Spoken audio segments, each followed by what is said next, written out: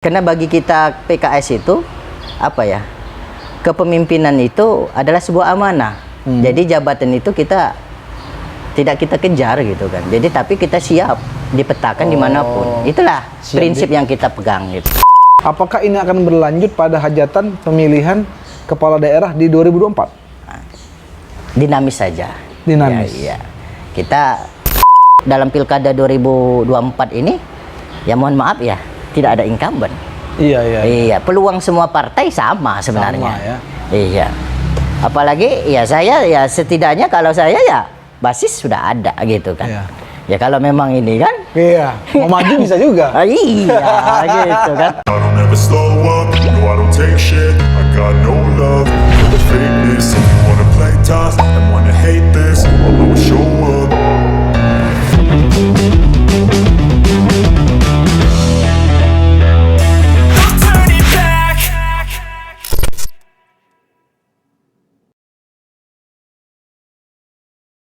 Assalamualaikum warahmatullahi wabarakatuh. Selamat sore, selamat malam, selamat pagi, dan selamat siang dimanapun Anda berada. Mudah-mudahan Anda semua dalam kondisi sehat dan tidak kekurangan suatu apapun. Terima kasih bagi Anda yang telah mendukung channel ini. Dan bagi Anda yang belum, kami ingatkan untuk klik tombol subscribe di bawah, nyalakan notifikasinya. Ingat, subscribe itu gratis dan tidak akan menambah hutang negara. Dan jangan lupa tinggalkan jejak, like, komen, ataupun share apabila video yang kami upload dirasa bermanfaat. Kembali lagi kita di Begesah.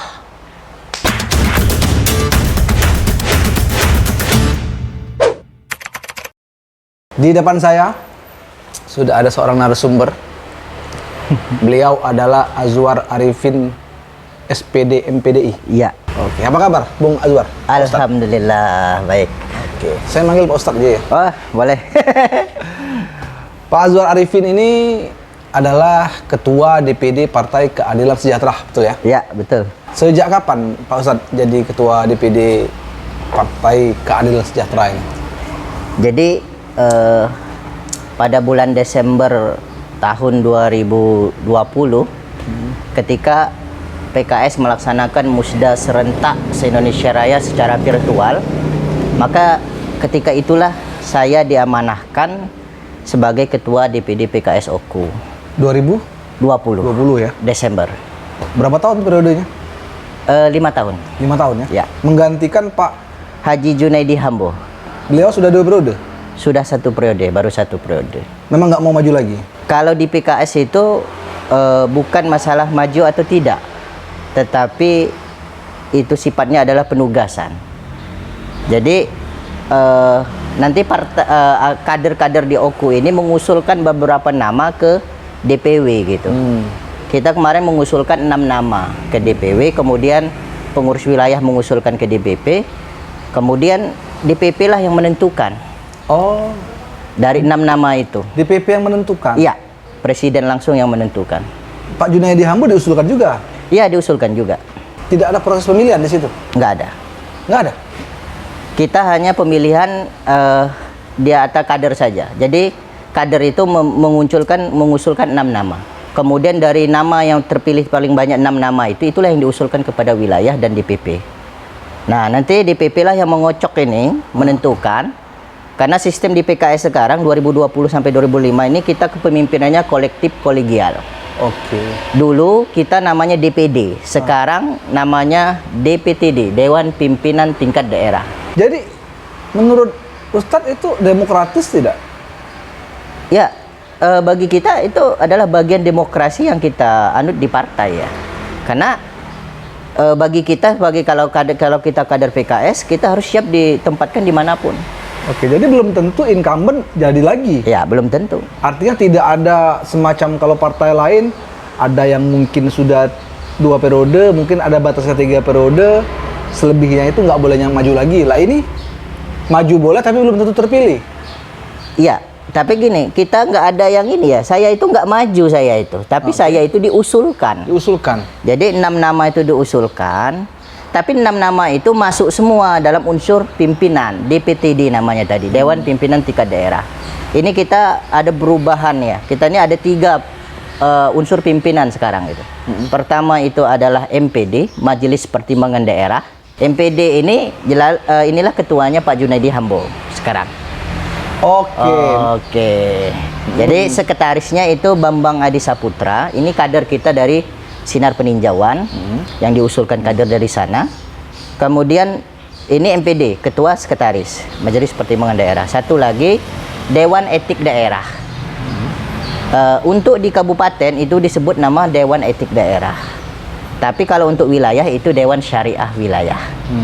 Nah, Dewan Etik Daerah ini ketuanya Pak Abdul Aziz, sekretarisnya Didi Arifin Mkom. Nah, ini Dewan Etik.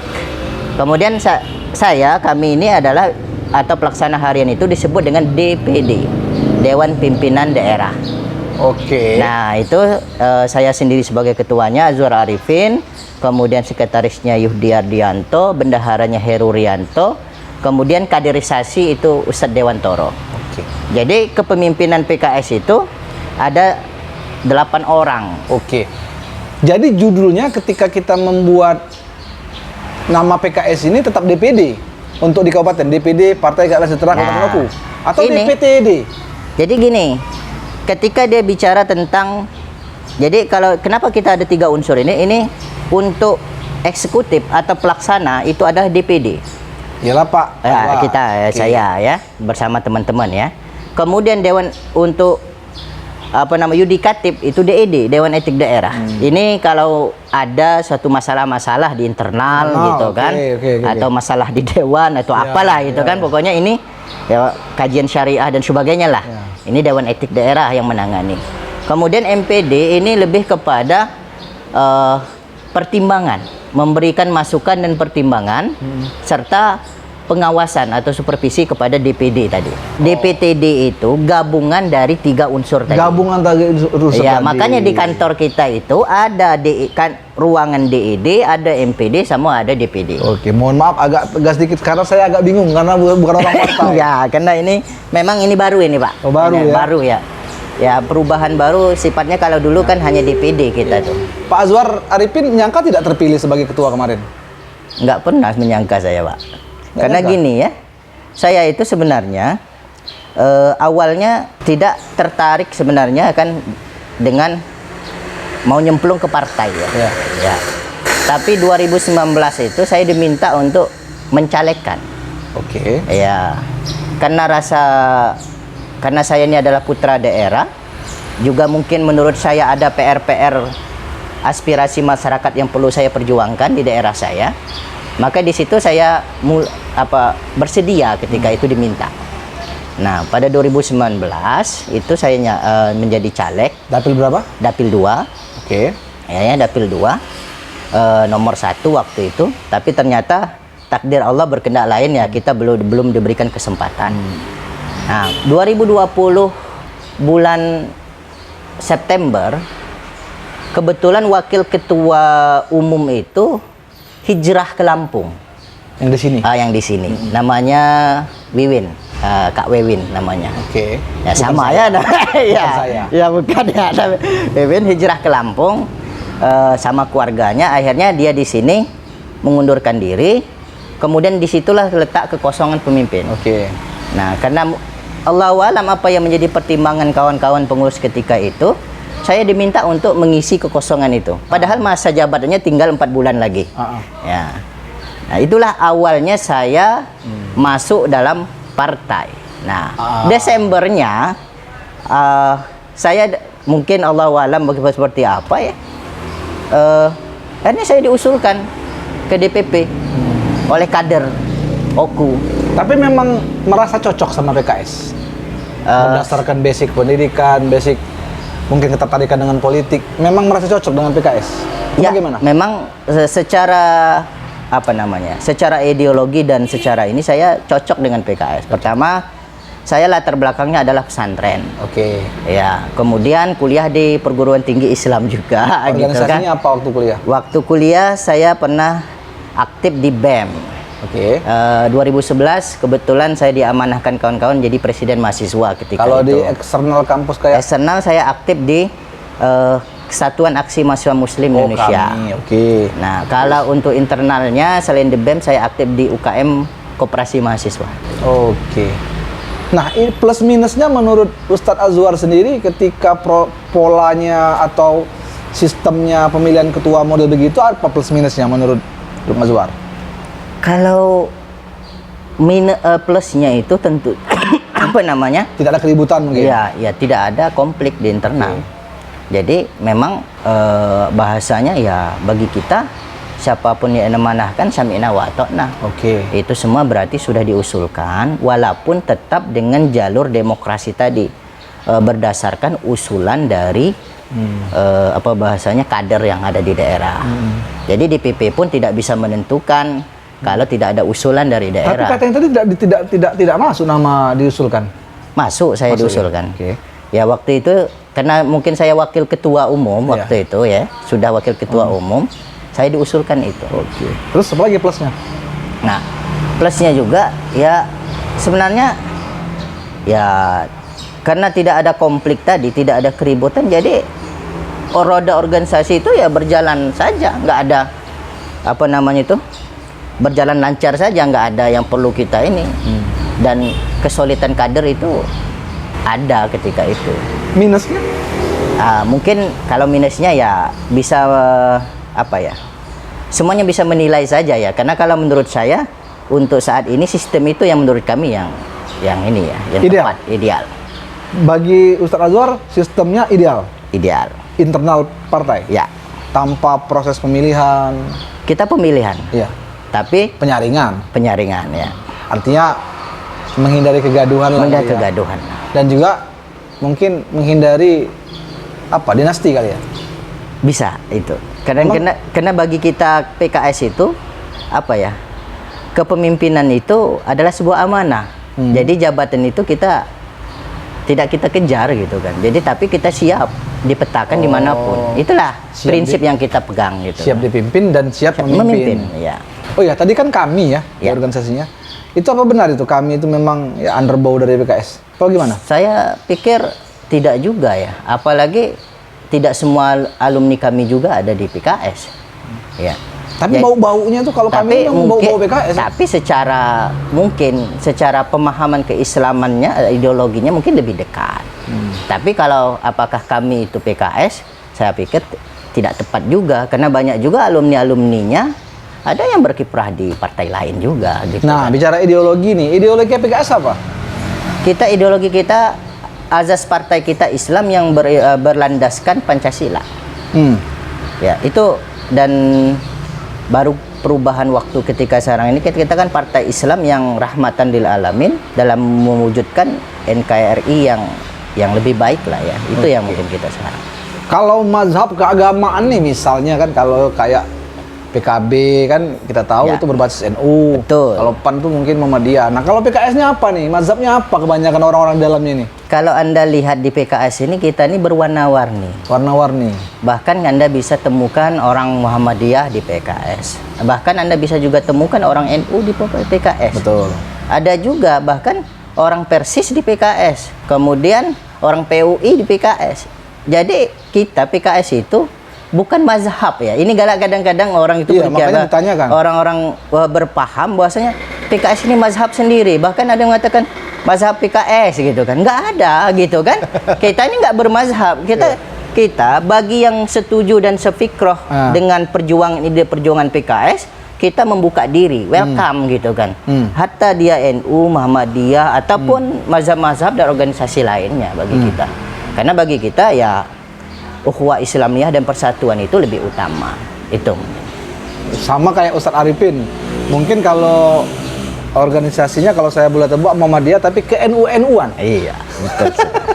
Jadi kalau secara kultur masyarakat dan saya ini dibesarkan oleh kultur NU.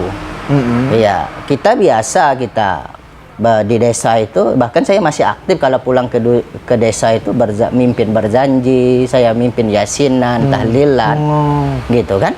Tetapi mungkin ya karena seiring perkembangan ya secara pemikiran mungkin saya lebih banyak pemikirannya ingin yang ini ya, lebih bahasanya tuh menerima perbedaan itu sebagai rahmat saja. Itu bagi Ustadz Azwar? Iya, bagi saya. Kalau di internal PKS itu sebenarnya diperuncing tidak? Tidak ya? Nggak pernah. Nggak pernah diperuncing. Iya. Artinya tidak pernah membahas soal itu. Nggak pernah. Kita itu ya ketika memang imamnya yang orang NU ya kita ikut NU. Oke. Ya, ketika dia imamnya Muhammadiyah ya kita Muhammadiyah. Yang penting yang kita yang jangan sampai ini masalah keyakinan, keimanan. Kalau ketika bicara masalah fikih, ya silakan saja. Toh nggak ada juga yang menyalahkan samanya mazhab Maliki, sama ini mazhab Syafi'i, nggak ada yang menyalahkan kan. Mungkin Nawawi lebih paham itu ya. Asal bukan masalah yang fundamental mungkin ya. Kalau misalnya sholatnya maghrib 3 rakaat diganti 4, nah itu sudah. Nah, itu betul itu. Kalaupun sholatnya sudah sholat mau zikir bersama, mau doa bersama, mau sendiri-sendiri itu sudah jadi nggak sah di soal. Iya, masalah. Ya artinya termasuk bisa beradaptasi juga beradaptasi, ya. Artinya nggak sebegitu kerasnya ya? Oh enggak ya. Anda bisa lihatlah ya dengan tokoh-tokoh nasional kita lah ya. Ahmad Heriawan itu adalah tokoh PUI ya, Jawa Barat ya, ormasnya ya. Kemudian Hidayat Nur Wahid itu Muhammadiyah Tulen itu keluarganya. Kemudian Ketua Majelis Syuro kita ini sekarang ini Habib Salim Segaf Al-Jufri ini NU Tulen itu, gitu kan. Begitu juga Ahmad Syaihu NU Tulen itu. Makanya kita ya insya Allah nggak ada masalah lah kalau dengan pemahaman fikih itu. Dan banyak yang mengistilahkan ini PKS ini Partai Timur Tengah ini. Karena ini kaitannya dengan ijtihad dari PKS yang menggabungkan apa itu? Yang menggabungkan dakwah dan politik. Dakwah dan politik. Jadi kalau kita bicara dengan tentang itu ya, pembaharuan Islam itu memang tokoh-tokoh pembaruan Islam itu banyak pengaruhnya dari ya Timur Tengah ya, nggak tahu ya. Muhammad Nasyir itu juga banyak pengaruh dari Timur Tengah, ya, gitu kan. Kemudian tokoh siapa lagi tokoh-tokok kita ya, Buya Hamka itu banyak pengaruh Timur Tengah. Bahkan mohon maaf, Kiai Haji Ahmad Dahlan, Kiai Haji Hashim Asy'ari itu kuliahnya semua di Timur Tengah. Jadi kita tuh bingung karena memang Islam itu dari Timur Tengah. Iya kan? Iya. Nah jadi sebenarnya kalau kita bicara dengan pengaruh dari Timur Tengah, semuanya itu dari Timur Tengah mungkin sebenarnya. Yang dibilang orang ini mungkin pengaruh dari apa? Ikhwanul Muslimin ya, Mesir ya? Kalau apa bukan? Ya kalau itu saya tidak ada kaitannya kita, karena kalau Ikhwan Muslimin kan dia ada di Mesir. Kalau di Indonesia kita kan nggak ada Ikhwan Muslimin. Oh jadi yang orang yang bilang bahwasanya apa Partai Timur Tengah itu nah mungkin agak membingungkan juga ya. Nah orang yang membilang itu ya mungkin ya ada bagusnya ya masuk dulu PKS biar tahu. Oh iya gitu kan. Ya biar tahu PKS itu apa gitu kan. Ya tentu kita tidak mau saling menjelekkan, saling menuding, karena sesungguhnya ya kita cuma jalan perjuangan saja, beda itu saja. Insya Allah tujuan kita untuk kebaikan bangsa semua, insya Allah. Oke. Kita bicara PKS di skup lokal nih.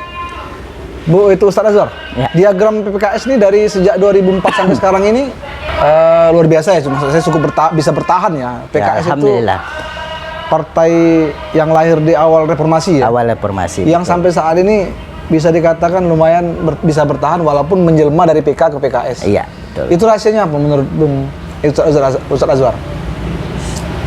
Kesulitan kader. Dan kita menjadikan kita ini adalah partai kader. Nah, jadi itulah yang menjadi sebuah kunci.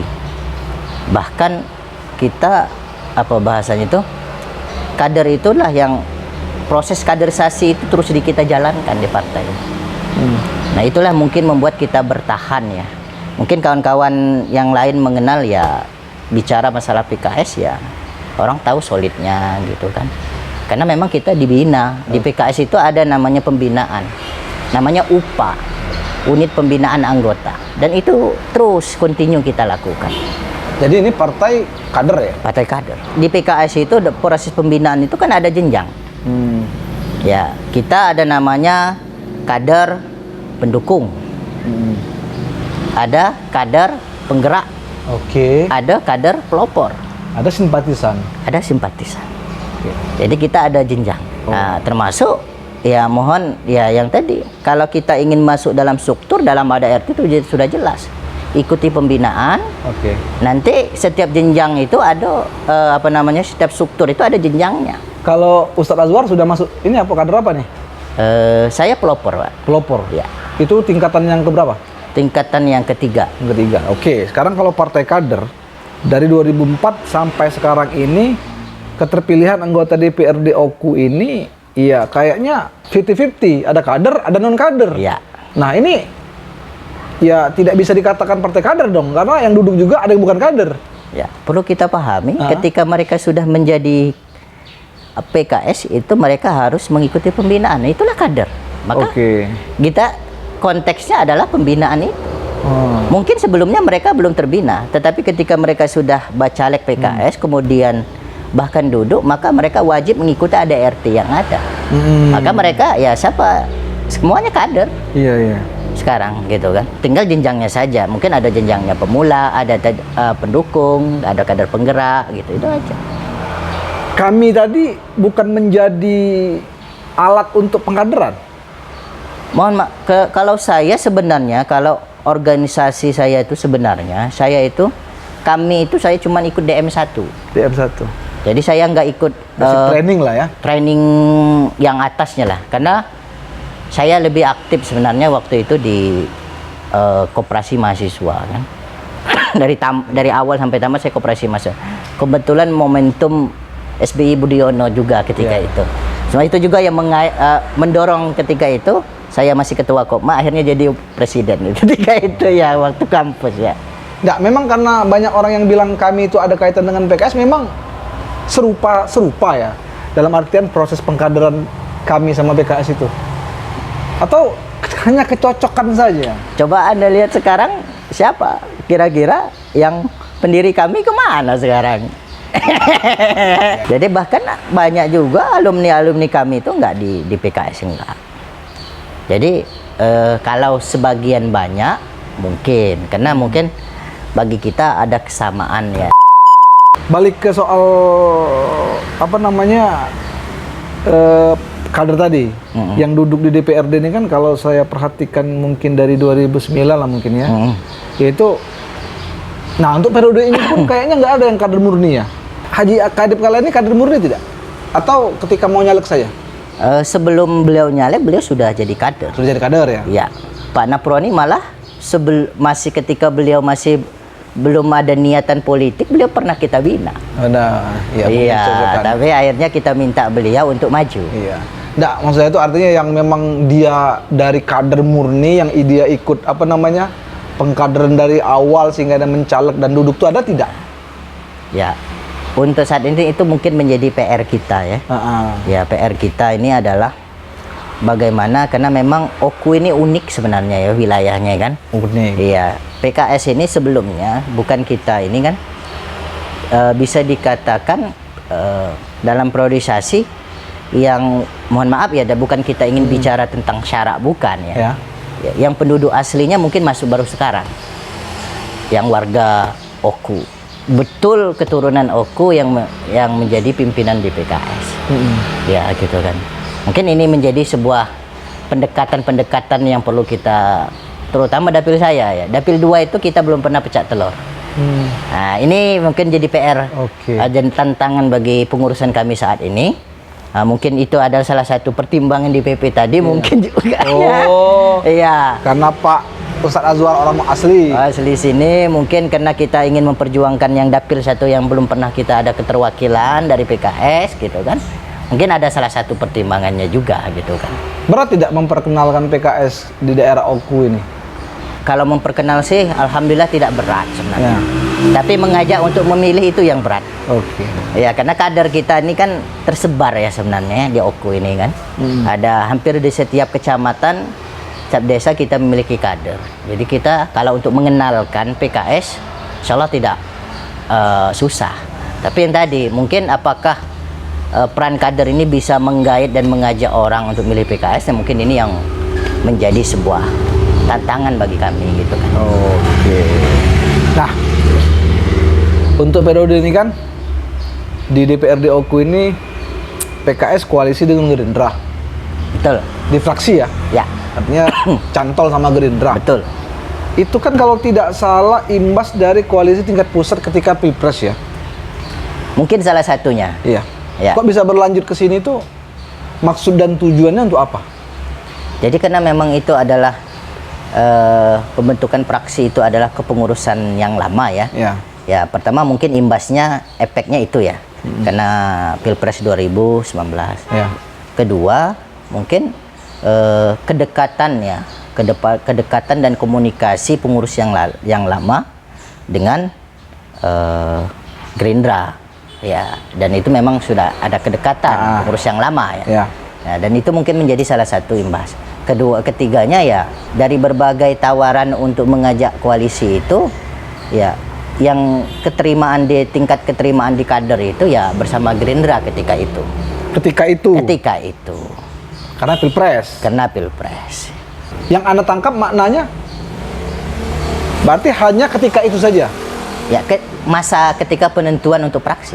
Oke. Ya, karena kan kalau sudah penentuan fraksi dan mereka sudah bergabung fraksi, ya sudah, gitu kan. Nggak ini lagi. Nah, apakah koalisi ini akan berlanjut nih?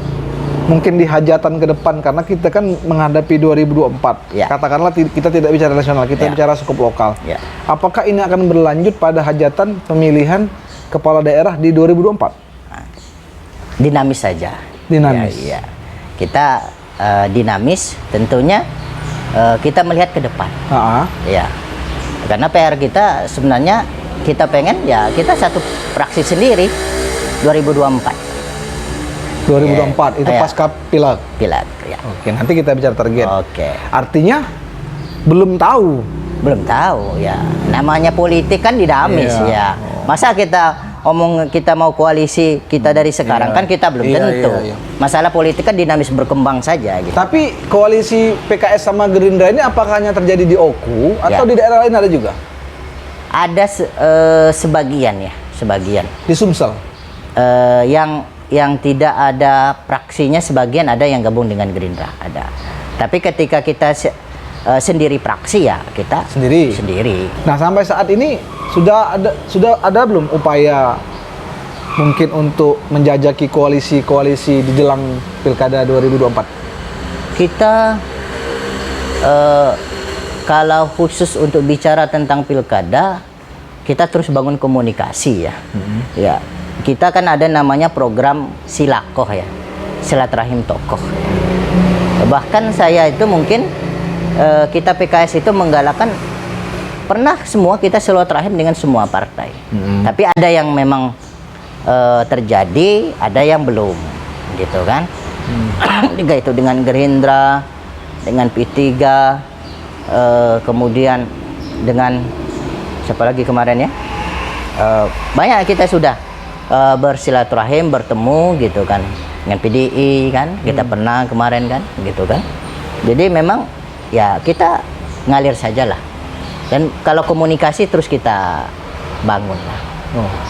Target 2024 nih, baik pilek, ini gimana? Usus pilek dulu lah, kita bicara pilek. Kita sudah sesuai dengan amanah musda, kita ada istilah ODOT ya. Apa itu? Odol ya, bukan ODOT, odol. One dapil, one legislator. One dapil, one legislatif. Oke. Iya. Jadi target kita ya, berapapun dapil yang akan ada, kalau sekarang ada 4 dapil, maka target kita adalah 4 legislator. Ada keterwakilan di tiap dapil. Setiap dapil. Artinya minimal satu fraksi. Satu fraksi. Walaupun kalau nggak salah 3 ya di sini. 3 ya, 3 di sini. Pernah tidak PKS bikin fraksi sendiri sih di sejarah di Oku? Pernah? Kemarin? Kita 3 kemarin. Oh iya, Pak Syaril Ilmi, Syaril Hilmi, yang di peninjauan. ini apa nama ibu ini? Erlina. Ibu Erlina Bahtiar. Sama yang di sama ada Pendi. Oh iya, nggak gabung sama siapa-siapa ya? Nggak gabung sama siapa. Baru satu kali itu? Ya. Nah itu pun nggak ada kader tulen ya periode kemarin ya? Ya itu karena kita kan sistem penjaringan kita ya, selain kita menerima kader yang untuk menjalan, kita juga membuka untuk masyarakat juga. Oke. Yang memiliki kesamaan ideologi dan perjuangannya. Oke. Kalau bicara target Pilkada 2024? Kalau target kita Pilkada 2024, kita masih melihat hasil Pileg 2024. Melihat hasil Pileg 2024. Ya. Artinya kalau bicara untuk memasangkan calon sendiri, belum ada kemungkinan? Kemungkinan itu bisa, ketika memang target itu bisa tercapai. Ya, tapi ketika memang target itu tidak tercapai, mungkin itu ada sebuah kajian dan pertimbangan lagi gitu kan. Sebenarnya kita 4 ya kursi. Ya, dan kita mungkin dengar aspirasi dari kader gitu kan. Ya, setelah itu kita tentu akan konsolidasi, kemudian kita akan tanya kader kita gitu kan, apakah momentumnya kita saat ini. Kalau tokoh, ya saya pikir banyak juga tokoh sebenarnya. Apalagi dalam pilkada 2024 ini, ya mohon maaf ya, tidak ada incumbent. Iya, peluang semua partai sama sebenarnya. Sama, ya. Iya. Apalagi ya saya ya setidaknya kalau saya ya basis sudah ada gitu kan. Iya. Ya kalau memang ini kan. Iya, mau maju bisa juga. Iya gitu kan. Cuman kan kita kan masih dinamis saja melihat hasil. Nah, upaya-upaya PKS untuk mencapai odol tadi apa nih yang mulai dilakukan? Kita per September 2021 kita sudah melaksanakan silakoh ya ke setiap dapil dalam rangka pemenuhan bacalek yang ideal. Oke. Gitu kan. Jadi kita ada jadi silakoh ini bukan hanya program dari DPD, DPW saja, tapi program juga dari DPRA sama DPC. Semua kita roadshow jalan silaturahim yang mengajak masyarakat, tokoh yang memiliki kesamaan perasaan, kejiwaan dan Visi misi dan nilai perjuangan, ya kita ajak bersama PKS. Kalau untuk yang 2 anggota DPRD yang duduk sekarang betah nih sampai sejauh ini di PKS? Atau mau hijrah pula nih 2024? Kalau dari 2 dewan ini, mereka sejauh ini dengan kita baik-baik saja. Bahkan mereka bersampaikan, salah satu yang menyampaikan, saya kalau mau nyalek ya lewat PKS. Jadi kalau saya mau nyalek lagi, saya mau lewat PKS. Maka intinya, insya Allah duanya tetap bersama kita. Insya Allah ya. Ada mungkin tokoh-tokoh yang punya nama besar yang mau gabung sama PKS? Ada bocoran tidak kira-kira? Ya, nanti kita sampaikan kalau sudah waktunya. Oh gitu ya. Oke, mungkin terakhir statement atau statement closing, ada yang disampaikan? Ya, pada intinya bahasanya kami dari keluarga PKS kepada seluruh masyarakat Oku ya, mohon doanya tentunya, mohon dukungannya, dan mari kita sama-sama ya menumbuhkan semangat berkolaborasi. Oke. Jadi insya Allah PKS siap berkolaborasi dengan pihak manapun, dengan partai manapun, dengan elemen manapun, sama-sama kita membangun Oku ini untuk lebih baik.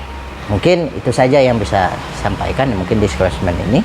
Dan terakhir ya mungkin terima kasih sudah mengundang ini. Siap. Bung Wewin ya, memang ini undangan spontanitas gitu kan.